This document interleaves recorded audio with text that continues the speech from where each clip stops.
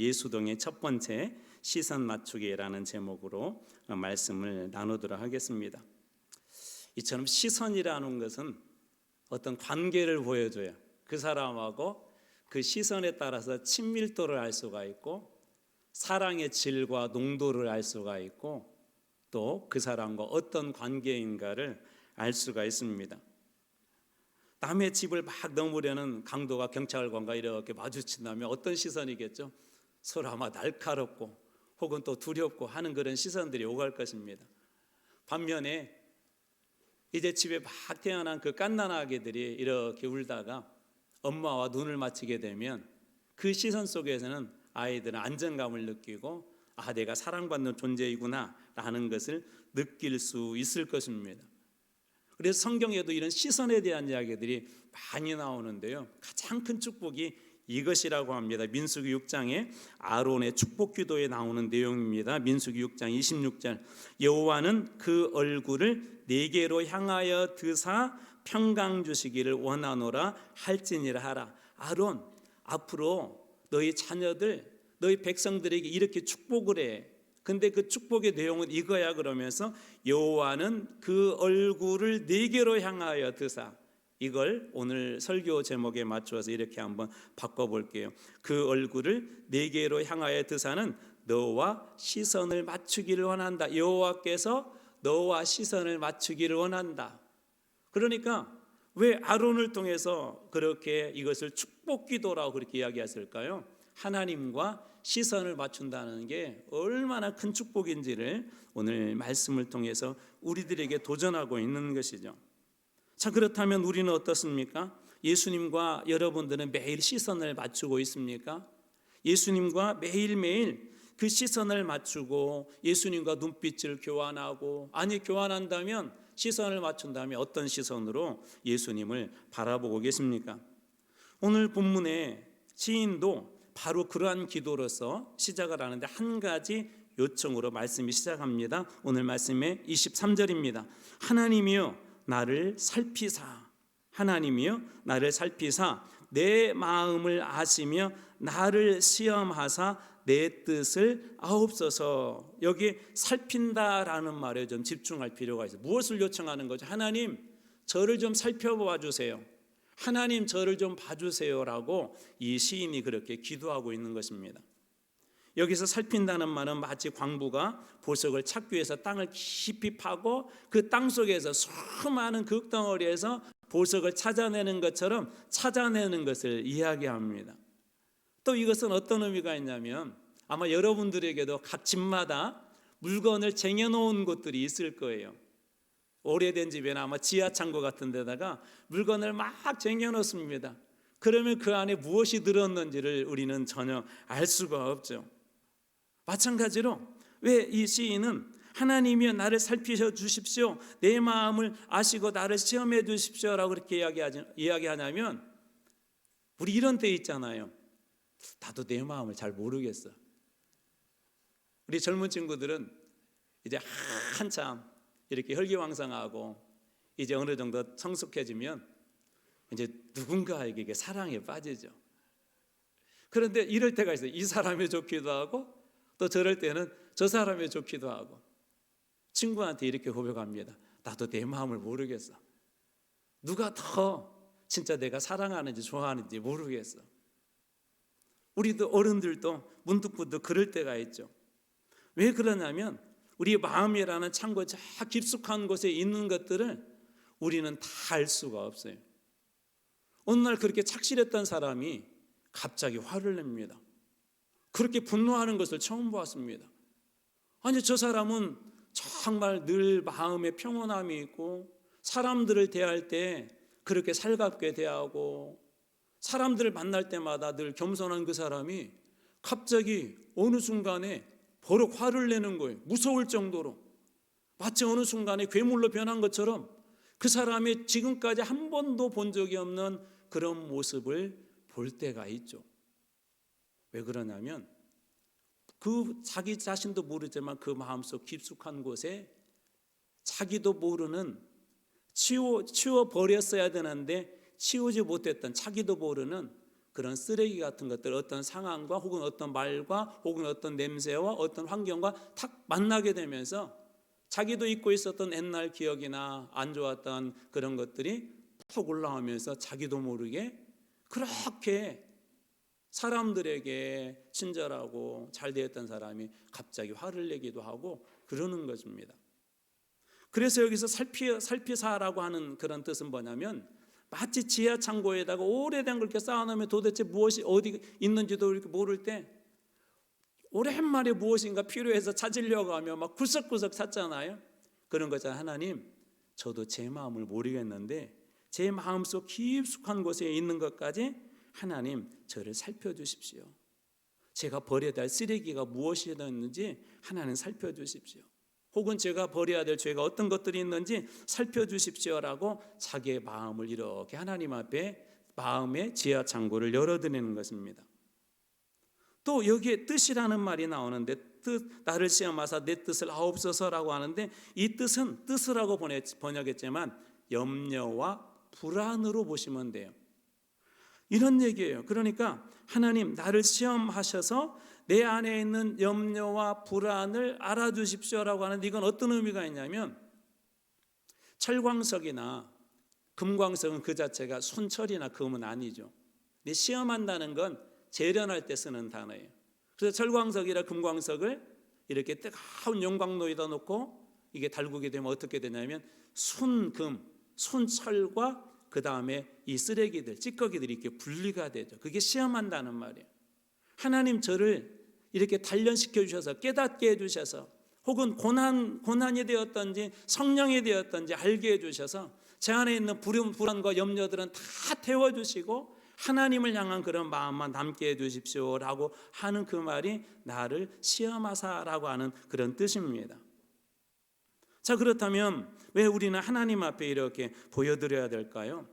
하나님께서 우리를 누구보다도 잘 아시기 때문에, 나보다도 하나님께서 우리를 잘 아시기 때문에 내 인생에 어디가 문제가 있는지 우리는 기계 저 깊숙한 곳에 어떤 문제가 있는지 알지 못합니다. 우리는 이 몸 안에서 어떤 문제가 있는지 알지 못합니다. 그럴 때 의사 선생님을 찾아가고 의사 선생님도 육신의 눈으로 알 수가 없으니까 MRI라든지 CT라든지 그런 걸 찍어서 그 속을 다 살펴보죠.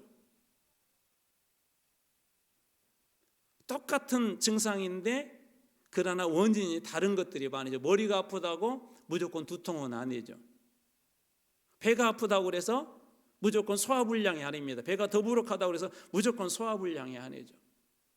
허리가 아프다고 해서 무조건 요통은 아닙니다. 거기에 다양한 원인들이 있는데 그것을 세밀하게 살피고 그 안에 문제를 빼내는 것이 살피다, 시험하다는 그런 의미가 그 속에 들어있습니다. 그러니까 이것은 한편으로는 좀 위험하기도 해요. 왜 위험하냐면 하나님 저를 살펴주십시오 할 때 여러분의 치부가 다 드러날 수가 있어요. 여러분의 나쁜 것들이 하나님 앞에 다 드러날 수가 있어요. 마치 도둑이 경찰 앞에 가가지고 제가 이런 잘못을 너무나 많이 해가지고 무슨 잘못을 하는지 모르겠습니다. 제가 자수할 텐데 제 잘못을 한번 다 찾아주십시오. 그럼 찾으면 찾을수록 형량이 늘어날 겁니다. 자수를 해서 조금 감량은 되겠지만 두렵죠. 살펴달라고 하는 게. 그럼에도 불구하고 우리가 하나님 앞에 보여드리고 살펴달라고 간구해야 되는 이유는 보여드릴 때 하나님께서 우리를 진단해 주시고 성령님을 통하여서 우리를 치유해 주기 때문에 그러는 거예요. 우리 가정들마다 하나님께서 살펴주시고 시험해야 될 것들이 우리에게 다 있습니다. 우리 각자에게도 그런 것들이 있습니다.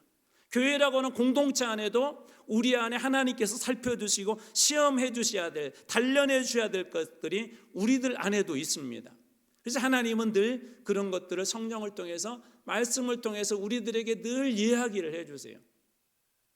우리가 잘 아는 아담과 하와에게도 이런 일이 있었죠. 그들이 죄를 짓고 나서 이렇게 숨어버리죠. 그럴 때 하나님께서 창세기 3장 9절에 여호와 하나님이 아담을 부르시며 그에게 이르시되 네가 어디 있느냐. 숨어있을 때 뭐라고 부르? 네가 어디 있느냐. 이건 무슨 얘기냐면 아담이 어디 있냐는 걸 하나님이 모르시는 게 아니라 아담아 내가 지금 너의 상태 내가 아는데 다 보여줘라. 내가 지금 죄를 짓고 숨어있는 것 알아. 그런데 그거 인정하고 내 앞에 나와서 다 드러내. 그래야 내가 살 수 있어라고 하는 하나님의 또 다른 그런 외침입니다. 하나님 언제 치유해 주시죠? 역대하 7장 14절입니다. 내 이름으로 일컫는 내 백성이 그들의 악한 길에서 떠나 스스로 낮추고 기도하여 내 얼굴을 찾으면, 하나님께 시선을 맞추면 하늘에서 듣고 그들의 죄를 사하고 그들의 땅을 고칠 것이다. 어디에서 듣고요? 하늘에서 듣고. 의사 선생님에게 아프면 아프다는 그런 표현을 다 알려드리고 어디가 문제 있는지 알려드리고 의사 선생님이 외적으로 진단하고 또 기계로 진단하고 세밀하게 진단해서 그걸 찾아내는 것처럼 하나님 앞에 다 내려놓을 때 단순히 하나님께서는 우리의 죄의 문제만 해결해 주시는 것이 아니라 죄의 뿌리가 무엇인지 깨닫게 하여 주실 줄로 믿으시기 바랍니다. 우리에게 다 있어요. 가정마다 있어요. 우리 교회 안에도 있어요. 우리 개인에게도 있어요. 어떤 문제들을 딱 만났는데 나도 모르게 가족들도 놀랄 정도로 20년 30년을 살았던 배우자도 놀랄 정도로 그런 일들이 있어요. 하나님께서 살펴주시고 하나님께서 시험해 주셔야 그 문제는 해결이 돼요. 여기 말하지 않고 계시지만 아무도 모르지만 우리 각자에게도 누구도 모르는 그런 악한 습관들 가지고 계신 분들 계실 거예요. 아내도 모르고 남편도 모르고. 주님 앞에 기도하세요. 그 문제 해결하셔야 돼요. 아무 눈에 보이지 않지만 우리 몸을 죽이고 있죠. 그 문제는 눈에 보이지 않지만 우리 영혼을 죽이고 신앙을 죽이고 가정을 죽이고 부부관계를 죽이고 교회를 죽입니다. 만약 그런 문제들이 있다면 하나님 앞에 오늘 이 다윗처럼 기도하셔야, 하나님 저를 살펴주십시오. 저를 시험해 주십시오. 단련해 주십시오. 다시는 그것에 묶여 살지 않도록 하나님 제 안에 있는 그 영적인 찌꺼기들을 다 치워주십시오라고 여러분의 지하 창고, 마음의 지하 창고를 활짝 열어서 주님 앞에 치유받고 회복되시는 여러분 되시길 주님으로 축원합니다. 부부도 건강해야 오래 함께 가요. 아프거나 쓰러지면 함께 가기 힘들어요. 회복되어질 때 우리 주님과 함께 동행하게 될 줄로 믿습니다. 두 번째로는 간구예요. 24절 우리 뒷편입니다. 내게 무슨 24절 앞부분입니다. 내게 무슨 악한 행위가 있나 보시고. 이건 무슨 얘기냐면 간구인데 발견하게 해달라는 거예요. 주님 발견, 조금 더 앞에보다는 적극적인 겁니다. 적극적인 것. 악한 행위라는 말이 히브리어로 오체비라는 말에 슬픔, 고통, 우상이라는 그런 뜻이 있어요. 무슨 얘기냐면 이 악한 행위는 결국은 지금은 좋아 보이는데, 지금은 문제가 없는 것처럼 보이는데 결국 나를 고통스럽게 하고 내 인생을 방해하고 내 인생을 무너지게 하는 것이 악한 행위예요. 마약도 어떤 것들이죠? 당장은 좋죠. 당장의 우울감을 이겨낸다거나 그런 것들 좋죠. 술은 어떤 것들이죠? 담배나 그런 것들은 어떤 것들이죠? 잠시 동안은 우리들에게 유익하게 할 수가 있어요. 사기치는 건 어떤 것들이죠? 잠시 동안 돈을 많이 벌 수 있습니다. 그러나 결국 그것들은 악한 행위, 오체비이기 때문에 결국은 나를 고통스럽게 하고 내 인생을 멸망시켜버리고 맙니다. 오래전에 어느 신문기사에서 안타까운 이렇게 내용을 봤어요. 3살 된 아이가 온몸에 뜨거운 물을 다 뒤집어 써가지고 화상을 입었대요. 아이의 눈에는 이렇게 엄마가 가스레인지에다가 물을 데우는데 김이 올라오니 그게 아름답게 보였나 건가 봐요. 3살 된 아이가 어떻게 그걸 만졌는지 모르지만 그때 되면 이제 걷기도 하고 무엇인가 손을 뻗어서 붙잡으려고 하잖아요. 그걸 이렇게 잡아당긴 거예요. 좋게 보이지만 그것이 결국은 고통스럽게 만들죠. 달리는 이렇게 차를 운전하는 아빠가 아이들에게 좋아 보일 수 있어요. 우리 남자아이들에게 자기도 이렇게 하고 싶다는 그런 마음이 들 수가 있어요. 좋아 보이지만 아직은 안 되죠. 위험하죠. 오래전에 제가 안산에서 이렇게 사회가 했을 때 있었던 일입니다. 한 아이가 나무젓가락을 가지고 이렇게 놀다가 목에 쑤셨어요. 이렇게 찔렀어요.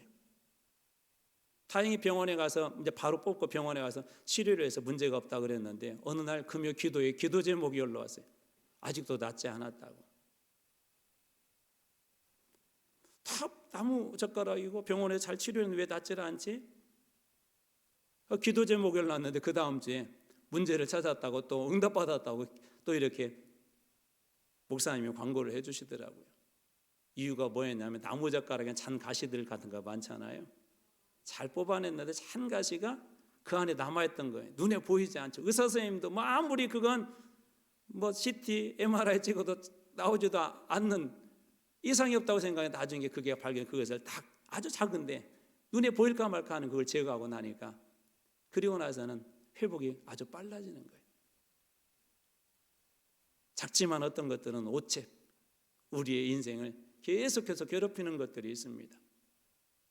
저희 아이에게도 비슷한 그런 일이 있었어요. 제가 선교지에 있었을 때 집이 마룻바닥이 이렇게 나무였는데 아이들이 가끔 마룻바닥에서 이렇게 미끄럼틀 타듯이 이 양발로 쭉 이렇게 가잖아요. 달려가다가 딱 멈추면 쭉 미끄러지잖아요.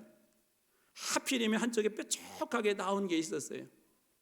거기에 찔려가지고 한 이 정도 되는 그게 찔리고 잘라져 갖고 그냥 이 발바닥에 이렇게 딱 찔린 거예요. 그래서 바로 뺐죠. 소독해주고. 편 문제 없는 줄 알았더니 괜찮았대. 괜찮대요. 일주일은 괜찮대요. 근데 다리를 이상하게 다녀요. 그쪽 발을 발바닥을 대지도 못하고 앞꿈치로 걸어가더라고요. 그래서 왜 그랬더니 실은 아직도 아파. 그래서 봤더니 아직도 안 나았어요. 아무리 찾아봐도 모르겠는 거예요. 이게 도대체 무슨 일인가? 제가 뭐 했게요? 기도했어요. 그것도 기도가 되더라고. 하나님 도대체 이거 왜 그래요? 근데 신기하대요. 하나님이 지혜를 주시더라고. 눌러라.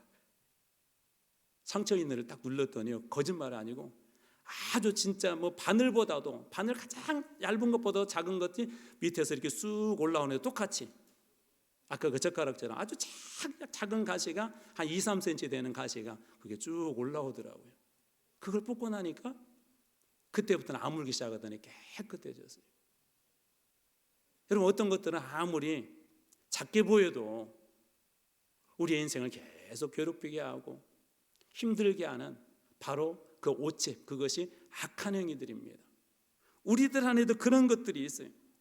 우리가 그냥 쉽게 생각을 하고 쉽게 뭐 이 정도는 뭐 사람들도 하는데 라고 이야기한 그런 것들이 때로는 우리의 인생에 걸음을 불편하게 만들고 우리가 무엇을 먹어도 즐거움이 없게 하고 하는 그런 오첩들이 우리들에게 있다는 것입니다. 그래서 우리들에게 이런 기도가 필요해요. 주님, 제 눈을 열어서 주님께서 깨닫게 해주십시오. 발견해 주게 해주십시오. 제 인생의 오첩, 악한 행위가 무엇인지 깨닫게 해주십시오. 우리는 모르거든요. 어린아이들은요 그게 나쁜 것인지 좋은 것이 잘 분별을 못해요. 우리의 인생도 마찬가지입니다. 그것이 정말 나쁜 것이 잘 분별하지 못해요. 예수를 오래 믿어도 어떤 것은 악한 행위인데도 그걸 몰라요. 그래서 이런 기도가 필요해요. 주님 제 눈을 열어주셔서 오체, 장애물, 악한 행위를 보게 해주십시오. 한 부자 청년이 예수님 앞에 찾아오지 않았습니까? 어떻게 영생을 얻어야 됩니까? 이 부자 청년에게는 재물이 많아죠. 재물이 많은 건 오체분 아니죠. 악한 행위는 아니죠. 그런데 이 청년에게는 그게 걸림돌이었어요. 마태복음 19장 22절에 그 청년이 재물이 많음으로 이 말씀을 듣고 말씀을 들었는데 어떻게 근심하며 가니라. 어떤 사람은 말씀을 듣고 치유를 받는데 이 청년은 어때요? 말씀을 듣고 오히려 근심하며 갑니다. 발견은 했는데 알기는 했는데 하나님께 살펴주셔서 깨닫게는 하셨는데 그것을 제거하지 못했어요. 휘신 들린 아이를 둔 아버지가 예수님 앞에 와가지고 이렇게 하게 예수님 할 수만 있으면 이 아이를 고쳐주십시오. 그때 예수님께서 뭐라고 이야기하냐면 마가복음 9장 23절에 예수께서 이르시되 할 수 있거든 무슨 말이냐 믿는 자에게는 능히 하지 못할 일이 없느니라. 이게 무슨 얘기냐면요 이 문제는 귀신의 문제가 아니라 귀신이 강해서가 아니라 믿음의 문제라는 얘기예요. 귀신이 걸림돌이 아니라 믿음의 문제가 너의 지금 걸림돌이 되게 있다는 것입니다. 그래서 자꾸 귀신 탓하지 말고 내 안에 어떤 믿음의 연약함이 있는지, 그것이 악한 행위로 내 삶을 괴롭게 하는지 그것을 바라는 것이죠. 그래서 예수님께서는 그것은 귀신의 문제가 아니라 믿음의 문제다 그럴 때 이 사람이 뭐라고 그러죠? 주님, 저에게도 믿음을 주십시오라고 그가 고백을 합니다. 가장 큰 장애물은 밖에 있는 것이 아니라, 귀신에게 있었던 것이 아니라 내 안에 있는 불신앙이 있었던 것이죠. 그래서 어떤 기도가 필요하다고요? 우리는 그런 것들을 순간순간 놓치고 이렇게 지나가요. 교회 잘 다니고 있으니까 내가 믿음대로 살고 있지라고 착각할 때가 많습니다. 그래서 순간순간 시편 119편 18절 말씀처럼 내 눈을 열어서 주의 율법 말씀에서 놀라운 것을 보게 해 주십시오. 깨달으셔야 돼요. 성령께서 알게 해 주셔야 돼요.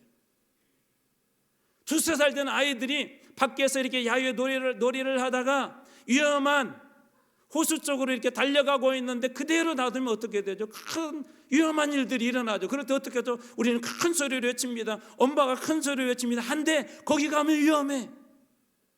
깨우쳐 줄 때 아이는 그곳에서 멈추는 거예요.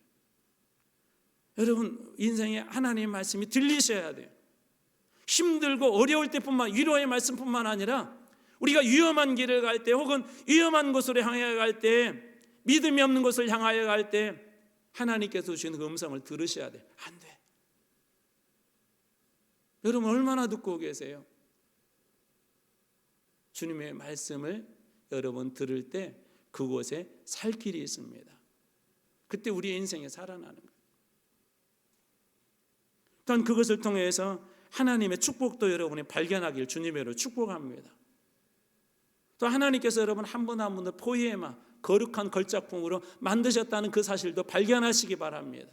하나님만이 여러분들에게 진리를 얘기해 주세요. 사람들의 위로도 좋지만, 누군가의 좋은 평가도 좋지만, 주님의 말씀을 통해 힘을 얻고, 그 말씀 속에서 여러분 비전으로 삼고, 그 말씀을 통해 비상하는 여러분들 되시길 주님으로 축원합니다. 그래서 적극적으로 주님 발견하게 해주십시오. 발견하게 해주십시오라고 그렇게 기도할 때 여러분들에게도 동일한 은혜 주실 것입니다. 마지막 세 번째로 기원이에요. 오늘 말씀 24절의 뒷부분입니다. 나를 영원한 길로 어떻게 해달라고 그러죠? 인도하소서. 예수님은 어떤 분이세요? 인도자세요. 여러분 인생은, 미래는 우리가 계획은 세우지만 그 길은 어디로 갈지 모릅니다. 모르는 관광지에 가면 가이드가 중요하죠. 가이드만 잘 따라다니면 그곳에서 여러 가지 봐야 될 것들 꼭 볼 수도 있고, 가이드만 잘 따라다니게 되면 여행 내내 편하게 여행할 수가 있어요. 예수님 어떤 분이세요? 우리의 인도자십니다. 그래서 다윗은 이런 고백을 하지 않습니까? 시편 23편 2절입니다. 주께서 나를 푸른 풀밭에 놓으시며 쉴 만한 물가로 어떻게 하시는도다? 인도하시는도다. 주님 살펴주십시오. 발견하게 해주십시오. 그 다음에는 뭐예요? 주님 저를 인도해 주십시오. 저를 인도해 주십시오. 또 이사야 63장 14절에도 이렇게 고백합니다. 주께서 이와 같이 주의 백성을 인도하사, 주의 백성을 어떻게 해요? 인도하사. 어디로 인도하세요? 이 이름을 영화롭게 하셨나이다. 인도하사 이름이 어떻게 됐다고요? 영화롭게 되었대요. 저는 여기 계신 우리 부모님들이 자녀들을 위해서 기도할 때 우리 자녀들의 이름이 영화롭게 될 줄로 믿습니다. 누가 인도해 주는 거예요? 주님께서 인도해 주는 거예요. 여러분의 훈계도 중요하고, 여러분의 교육 방법도 중요하고, 많은 돈을 써서 좋은 학원 보내는 것도 중요하지만 가장 중요한 거, 주님의 인도하심을 받게 하세요. 그러면 틀림없습니다. 그런 인생은 실패하지 않습니다. 자, 그러면 어떻게 우리가 인도함을 받을까요? 다시 결국은 기본적인 진리로 가는 거예요. 말씀을 통해 인도받습니다. 말씀을 통해. 아브라함은 어떻게 인도받았죠? 인도받아서 그는 약속의 땅에 이르게 되었고, 그는 올해 우리 표어처럼 너는 복이 될지라 복의 시작점이 됩니다. 인도받을 때 이런 축복이 임한 거예요. 사도 바울은 어떤 인도를 받았죠? 세상적으로 볼 때는 마이너스로 갔죠. 직장을 잃어버려야 됐었고, 유대인들로부터 끊임없는 비난을 받아야 됐었고, 그는 가는 곳마다 핍박을 받아야 했지만, 그는 하나님 나라를 위해서 어떻게 해요? 나중에 로마까지 가서 복음을 전하고 훗날 이것이 씨앗이 되어서 로마라는 그 나라는 기독교 국가가 됩니다. 그리고 로마가 만들어 온 그 길을 따라서 수많은 우리 믿음의 선배들이 그 길을 따라서 전 세계로 복음을 전하게 하고, 그 복음이 나중에 우리 조선 땅까지, 그리고 여기까지, 그리고 여러분들에게까지 이른 것입니다. 주님의 인도함을 받으면 한 사람의 영향력이 이렇게 커져요. 하나님의 인도하심이 없으면 내 인생 그냥 한몫에 끝나지만, 하나님의 인도하심을 받으면 이처럼 계속해서 도미노처럼 하나님의 역사가 일어납니다. 하나님께서 우리에게 뭐라고 약속하죠? 그냥 인도해 주시는 하나님 정도가 아니라 이렇게 약속해 주셨죠. 마태복음 1장 23절, 예수님은 어떤 분입니까? 보라, 처녀가 잉태하여 아들을 낳을 것이요 그의 이름을 임마누엘 하리라 하셨으니, 이를 번역한 즉 하나님이 우리와 함께 하신다. 임마누엘, 엘이라는 말이 하나님이거든요. 임마, 함께 계신다. 우리와 함께 계신다. 사역을 하다 보면 어떤 분들하고 하면 참 든든해요. 물론 막 어려운 것도 있지만 크게 걱정하지 않아요. 이번에도 한 주간 우리가 특별 기도회 하는데도 가장 제가 또 중요하게 생각한 것 중에 하나는 찬양이거든요. 찬양. 앞에서 찬양이 얼마나 중요한지 여러분 신의 악단 보시면 그게 저는 정답이라고 봐요. 안 보셨어요? 오직 기도와 말씀만 하신 거 한번 꼭 보세요. 나중에 한번 구체적으로 제가 한번 더 소개할게요. 찬양이 정말 중요해요. 근데 걱정 안 했어요. 우리 전사님 계시지, 또 우리 분예일이나 우리 로이, 또 우리 하늘 노래 전부 다 그 찬양팀들이 그래 잘 세워져. 걱정을 안 해요. 여러분, 하물며 주님께서 뭐라고 말씀하세요? 내가 너희와 함께 할 것이다. 임마누엘 하나님이라면 여러분, 우리 자녀들이 그 주님과 함께 동행하게 되면 걱정 안 하셔도 돼요. 누가 책임지실까요? 주님께서 책임지실 것입니다. 한 번은 엠마오로 가는 두 제자가 있었죠. 부활과 생명의 주에 대한 약속을 잊어버렸어요. 그래서 그들의 얼굴에는 이런 게 있었대요. 슬픔이 있었대요. 그것이 오쳇이에요. 그게 오쳇. 그런 슬픔들이 있었는데, 그 누가복음 24장 17절에 보면 그들의 모양을 이렇게 이야기합니다. 예수께서 이르시되 너희가 길 가면서 서로 주고받고 하는 이야기가 무엇이냐 하시니, 두 사람이 슬픈 빛을 띠고. 예수님이 동행하고 계시는데 아직 알지 못했어요. 부활하셨는데 알지 못했어요. 알지 못했을 때는 무슨 일이 있었다고요? 슬픈 빛을 띠고. 그리고 알지 못했을 때는 어떻게 했어요? 예루살렘을 떠나지 말고 라고 말씀하셨는데 예루살렘을 떠나서 반대 방향으로 갑니다. 그런데 31절 말씀 앞부분에 이렇게 돼요. 그들의 눈이 밝아져 그인 줄, 예수인 줄 알아보더라. 눈이 띄었고 예수님인 줄 알아보았고 동행하신 주님이 계신다는 걸 그들이 알게 되었습니다. 어떻게 변했을까요? 33절에는 곧 그때로부터 그들의 눈이 밝아지고 예수님이를 알게 되고, 그때부터 다시 어떻게 예루살렘으로 돌아갑니다. 사명이 회복이 돼요. 부활하신 주님을 그들이 믿게 되고요, 두려움이 아니라 이제 평강으로 다시 그들을 어떻게 하면 핍박할지도 모르는 그 예루살렘으로 그들은 돌아갑니다. 말씀을 만날 때 눈이 밝아지고, 말씀을 만날 때 우리와 동행하시는 그 주님을 알게 되고, 말씀대로 순종할 때 사명이 회복되어지고, 사명이 회복된 그것을 통하여서 하나님은 놀라운 그런 영향력을 끼치십니다. 우리 아까 불렀던 438장 내용원이 은총리버라고 하는 그 노래 그 작사자가 버틀러라고 하는 분이신데요, 이분이 인쇄소에서 일했대요. 얼마나 고되고 힘들지. 그때 당시 인쇄소는 아주 힘들었답니다.